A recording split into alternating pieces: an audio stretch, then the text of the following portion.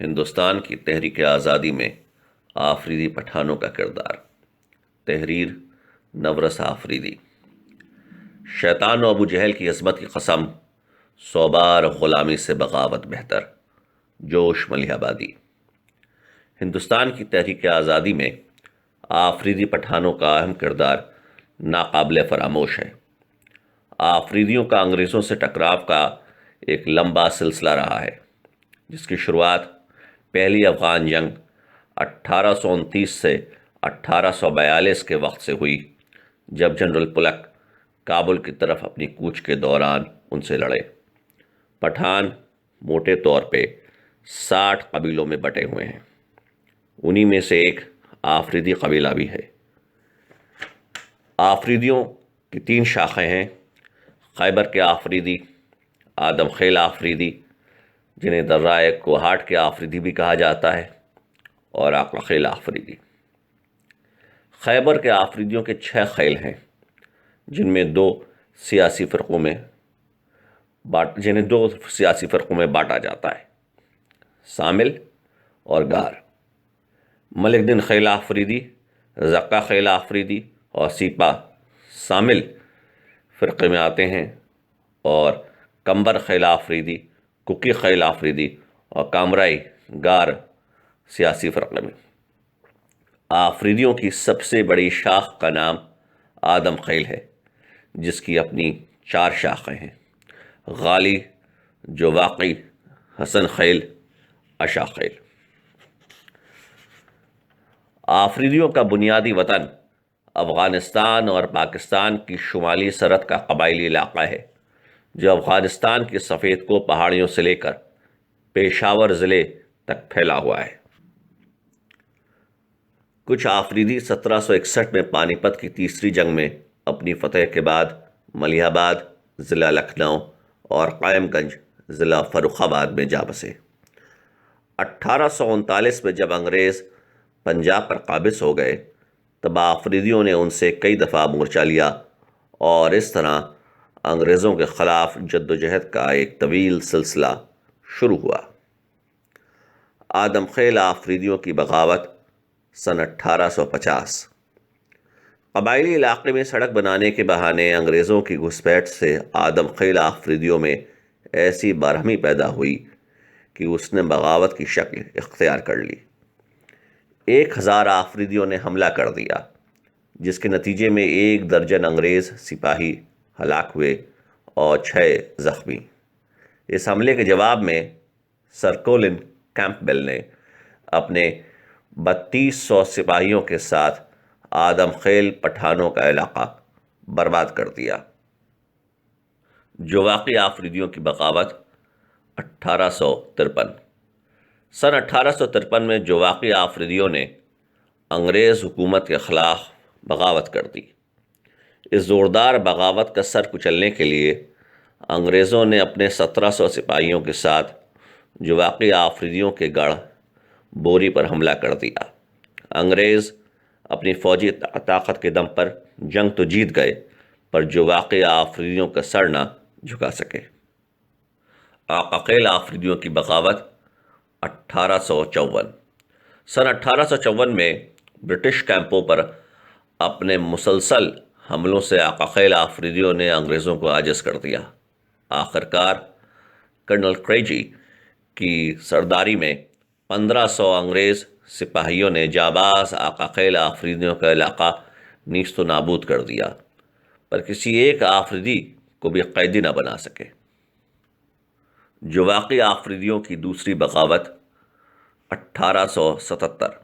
سن 1877 میں جواقی آفریدیوں نے ٹیلی گراف تار کاٹ دیے اور پورے علاقے میں انگریزوں کی چھاونیوں پر یلغار کر دی۔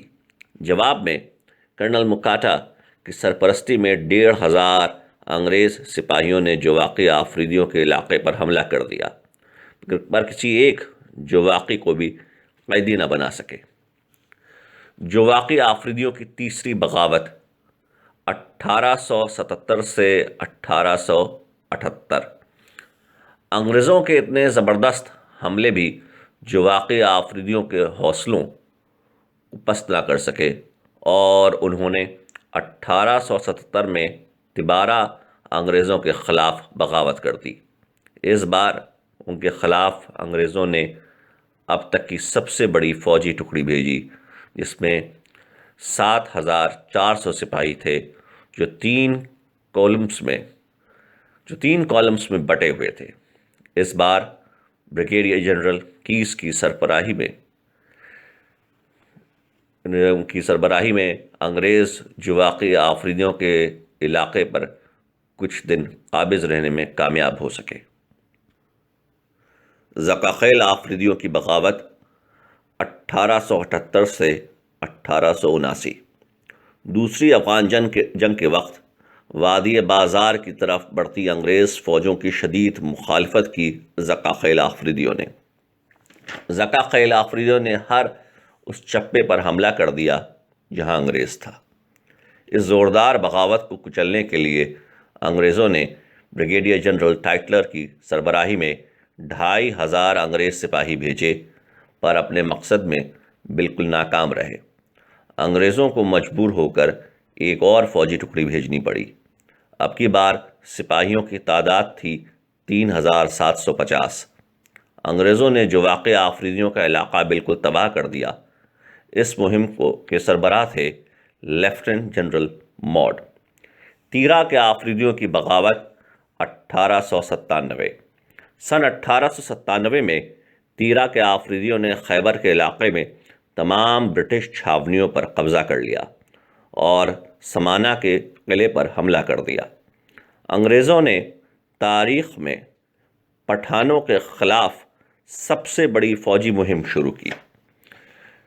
جنرل سر لاکہارٹ کے حکم پہ پنجاب آرمی کارپس کے 34,882 سپاہیوں نے حملہ کر دیا۔ پنجاب آرمی کارپس میں انگریز اور ہندوستانی دونوں سپاہی تھے۔ ان کے ساتھ 20,000 غیر فوجی ہندوستانی جنگجو بھی تھے۔ ان کے مقابل باقی آفریدیوں کی تعداد صرف 40,000 تھی۔ جان و مال کے شدید نقصانات انگریزوں کو آخرکار سمجھوتے کی میز پر لے آئے۔ زکاخیل آفریدیوں کی دوسری بغاوت 1908۔ سن 1908 میں زکاخیل آفریدیوں کی دوسری بغاوت نے انگریزوں کو ان پر دوبارہ حملہ کرنے کے لیے آمادہ کر دیا۔ اس بار مورچہ لیا گیا سر جیمز ولکاکس کی سربراہی میں۔ انگریزوں کی فوجی فتح تو ہوئی، پر زکاخیل آفریدیوں کو کچلا نہ جا سکا۔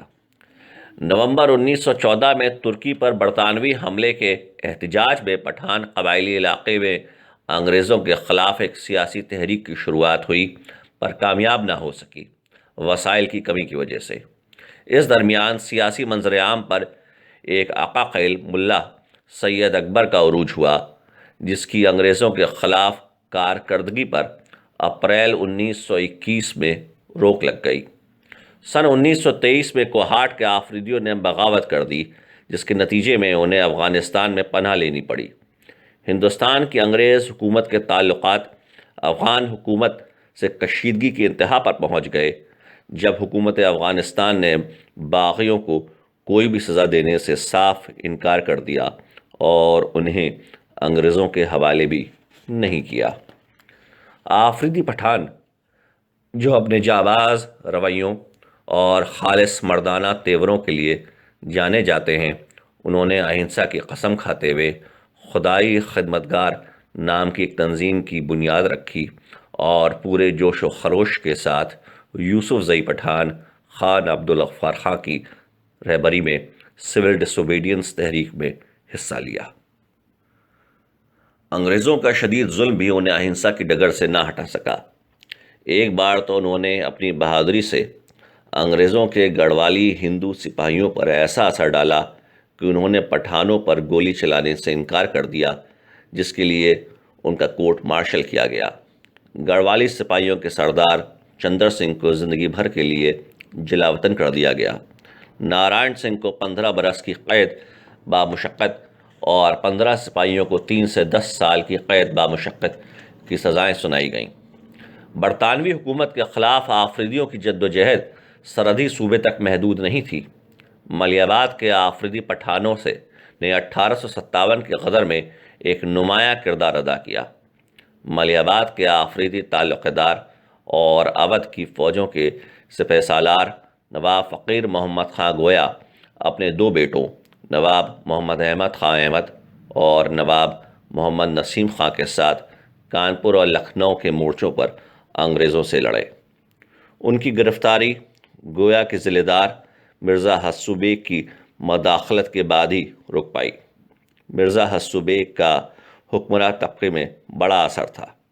ہندوستان کی پہلی حکومت جو ملک سے باہر بنی، گورنمنٹ ان ایگزائل، اس کی تعمیر میں آگے تھے فقیر محمد خاں گویا۔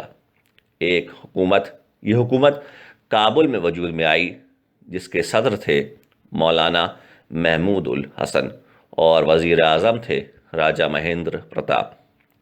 گورنر جنرل کے نام اودھ کے چیف کمشنر ہنری لارنس کے خطوط 1857 کے غدر میں ملیحباد کے آفریدی پٹھانوں کی نمایاں شرکت کے اطراف اشارہ کرتے ہیں۔ 1857 کے غدر کے وقت بیگم حضرت محل نے ملیحباد میں پناہ لی۔ ان کی تلاش میں آئے 300 انگریز سپاہیوں کا نواب محمد احمد خاں احمد، جن کا وقفہ ہے 1820 سے 1903، ان کے آفریدی سپاہیوں نے ایک ہی دن میں صفایا کر دیا۔ جو جگہ جہاں یہ واقعہ پیش آیا آج بھی گمسینا کے نام سے وہ جگہ جانی جاتی ہے۔ نواب محمد احمد خاں احمد کے ایک صاحبزادے خواجہ احمد خاں آفریدی اپنے وقت کے ایک نمایاں کانگریس لیڈر تھے۔ ملیحباد کے ایک آفریدی زمیندار خان صاحب عبدالباری خاں، جن کا وقفہ ہے 1886 سے 1940، 1907 میں انہوں نے کانگریس کی صورت سیشن میں شرکت کی اور 1919 سے اپریل 1923 تک انہوں نے برطانوی حکومت کے ظلم و ستم کے خلاف ایک ہفتے وار رسالہ فلاحت نکالا۔ حکومت کی عائد پابندی کے سبب اس کی اشاعت بند ہو گئی۔ ہندوستان کی تحریک آزادی کے ایک اہم سپاہی کا نام ہے پدم بھوشن جوش ملیحبادی، جن کا اصل نام تھا شبیر حسن خاں آفریدی اور جن کا وقفہ ہے 1898 سے 1982۔ انہوں نے دہلی سے ایک ادبی جریدہ کلیم نکالا، جس میں کھلے عام ہندوستان کی آزادی کی حمایت میں اور انگریز حکومت کے خلاف مضامین اور نظمیں لکھیں۔ دہلی میں ان کا قیام اور تحریک آزادی میں ان کی حصہ داری انہیں چوٹی کے لیڈران جیسے جواہر لال نہرو اور مولانا ابوالکلام آزاد کے شانہ بشانہ لے آئی۔ جوش کی شاعری نے قوم کو جوش سے بھر دیا اور انقلابی جذبے سے معمور کر دیا۔ جوش شاعر انقلاب کہے جانے لگے۔ نام ہے میرا تغیر، کام ہے میرا شباب، میرا نعرہ انقلاب و انقلاب و انقلاب۔ جوش کی شہرت اور مقبولیت سرحدوں کے تنگ دائروں میں قید نہیں۔ 1947 میں بر صغیر میں جو آزاد مملکت وجود میں آئے، بھارت اور پاکستان، دونوں کی حکومتوں نے شاعر انقلاب کو اپنے عظیم ترین اعزازات سے نوازا۔ جہاں بھارت نے جوش کو پدم بھوشن کا خطاب دیا، وہیں پاکستان نے جوش پر ڈاک ٹکٹ جاری کیا۔ جوش کی نمایاں قومی نظمیں ہیں: وطن، شکست زندہ کا خواب، لمحہ آزادی، حائف ہے ہندوستان، خریدار تو بن، مقتل کانپور، زوال جہاں بانی، علی گڑھ سے خطاب، دام فریب، زندہ کا گیت، ہوشیار اور تلاشی۔ مگر جو نظم جو خاص کر ذکر کی مستحق ہے وہ ہے ایسٹ انڈیا کمپنی کے فرزندوں کے نام، جس پر حکومت نے پابندی لگا دی تھی۔ نظم کچھ اس طرح ہے: ایسٹ انڈیا کمپنی کے فرزندوں کے نام۔ کس زبان سے کہہ رہے ہو آج تم سودا کرو، دہر میں انسانیت کے نام کو اونچا کرو، جس کو سب کہتے ہیں ہٹلر بھیڑیا ہے بھیڑیا، بھیڑیے کو مار دو گولی پائیں امن و بقا۔ باغ میں انسانی میں چلنے ہی پہ ہے باد خزاں، آدمیت لے رہی ہے ہچکیوں پہ ہچکیاں، ہاتھ ہے ہٹلر کا رقش خودسری کے باغ پر، تیغ کا پانی چھڑک دو جرمنی کی آگ پر۔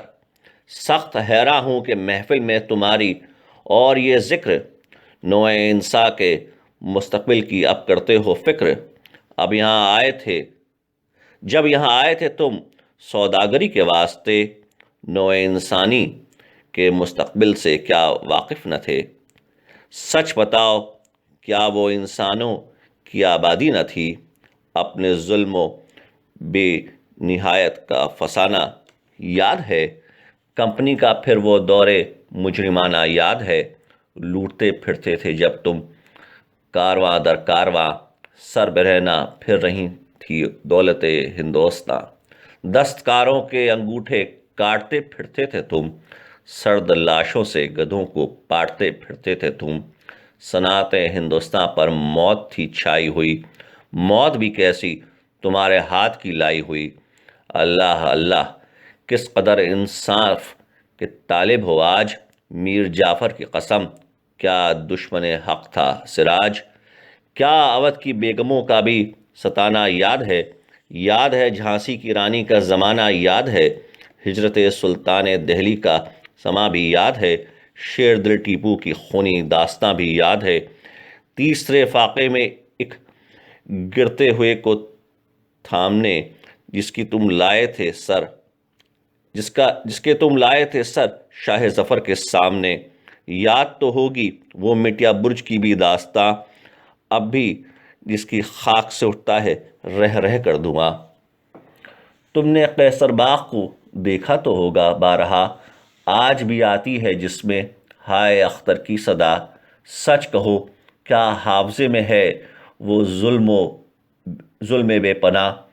آج تک رنگون میں ہے ایک قبر جس کی گواہ، ذہن میں ہوگا یہ تازہ ہندیوں کا داغ بھی، یاد تو ہوگا تمہیں جلیانوالہ باغ بھی۔ پوچھ لو اس سے تمہارا نام کیوں تابندہ ہے، ڈائر غرگ دہن آلود اب بھی زندہ ہے، وہ بھگت سنگھ جس کے غم میں اب بھی دل ناشاد ہے، اس کی گردن میں جو ڈالا تھا پھندہ یاد ہے۔ اہل آزادی رہا کرتے تھے کس ہنجار سے، پوچھ لو یہ قید خانوں کے در و دیوار سے، اب بھی ہے محفوظ جن میں تنتنا سرکار کا، آج بھی گونجی ہوئی ہے جس کے کوڑوں کی صدا۔ آج کشتی امن کے اموج پر کھیتے ہوئے کیوں، سخت حیراں ہوں کہ آج تم درس حق دیتے ہو کیوں۔ اہل قوت دام حق میں ابھی آتی نہیں، میں کی اخلاق کو خطر میں بھی لاتی نہیں، لیکن آج اخلاق کی تلقین فرماتے ہو تم، ہو نہ ہو اپنے میں اب قوت نہیں پاتے ہو تم۔ اہل حق روشن نظر ہیں، اہل باطل کور ہیں، یہ تو ہیں اقبال ان قوموں کے جو کمزور ہیں، یہ تو ہیں اقوال ان قوموں کے جو کمزور ہیں۔ آج شاید منزل قوت میں تم رہتے نہیں، جس کی لاٹھی اس کی بھینس اب کس لیے کہتے نہیں۔ کیا کہا انصاف ہے انسان کا فرض اولین، کیا فساد و ظلم کا اب تم پہ کس باقی نہیں؟ دیر سے بیٹھے ہو نخل راستی کی چھاؤ میں، کیا خدا نہ کردہ کچھ موچ آ گئی ہے پاؤں میں؟ گونج تاپوں کی نہ آبادی نہ ویرانے میں ہے، خیر تو ہے اسب تازی کیا شفا خانے میں ہے؟ آج کل تو ہر نظر میں رحم کا انداز ہے، کچھ طبیعت کیا نصیب دشمنا ناساز ہے؟ سانس کیا اکھڑی کہ حق کے نام پر مرنے لگے، ظلم بھولے راگنی انصاف کی گانے لگے۔ لگ گئی ہے آج کیا گھر میں کی چلانے لگے، لگ گئی ہے آگ کیا گھر میں کہ چلانے لگے، مجرموں کے واسطے زیبا نہیں تھے شیر و شین، کل یزید و شمر تھے اور آج باتیں ہو حسین، خیر سوداگروں اب ہے تو بس اس اس بات میں، وقت کے فرمان کے آگے جھکا دو گردنیں، ایک کہانی وقت لکھے گا نئے مضمون کی، جس کی سرخی کو ضرورت ہے تمہارے خون کی۔ وقت کا فرمان اپنا رخ بدل سکتا نہیں، موت ٹل سکتی ہے اب، فرمان ٹل سکتا نہیں۔ ہندوستان کی تحریک آزادی میں آفریدی پٹھانوں کے نمایاں کردار کو دیکھتے ہوئے حیرت نہیں کہ ایک آفریدی دنیا کی سب سے بڑی جمہوریت کے سب سے اونچے عہدے تک پہنچا۔ ڈاکٹر ذاکر حسین، جن کا وقفہ ہے 1897 سے 1969، 1967 سے 1969 میں اپنے انتقال تک ہندوستان کے صدر تھے۔